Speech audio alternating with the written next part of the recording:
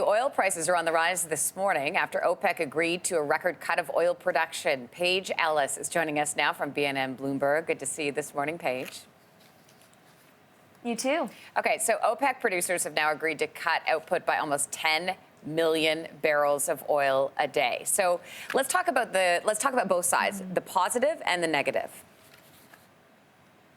All right, so in terms of the positive, this does help put a dent, is what I'm hearing from a lot of analysts and experts, in the oversupply. There's a glut of oil in the market right now. According to one note that I read this morning from an analyst in the United States, demand has collapsed to the tune of about 19 million barrels a day globally. That's because of COVID-19 and the enormous restrictions that have been placed on people around the world. We aren't driving as much, we aren't flying as much.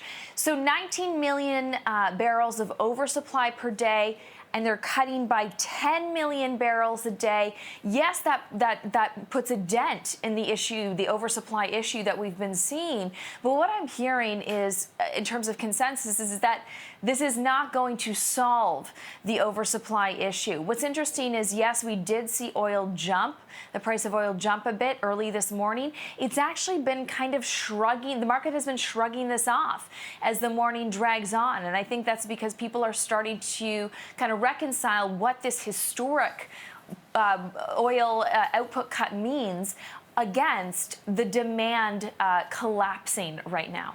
What about Canada's response in all of this? Yeah, this is significant because as part of the OPEC deal, Canada is not required to cut its output. So that is being greeted positively by the Energy Minister of Alberta and the Natural Resources Minister of Canada. Worth pointing out, though, that they agree that this is not going to entirely address the issue here. So it is certainly good news for the economy. It's certainly good, Canadian economy. It's certainly good news for Western Canadian Select, which is the Canadian oil benchmark.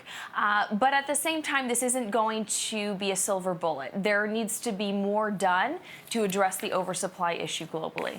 Hey, Paige, always good to see you. And I do have to mention as well, it's always good to see the knight in shining armor in the corner of your room there. It always makes me smile. So good to see you both. He's great. Isn't Sir he great? Lancelot back here. Oh, my gosh. You've got to tell people the story on social media of how we ended up in the corner. I will. And nobody puts knight in a corner except you. Okay, Paige, good to see you as always.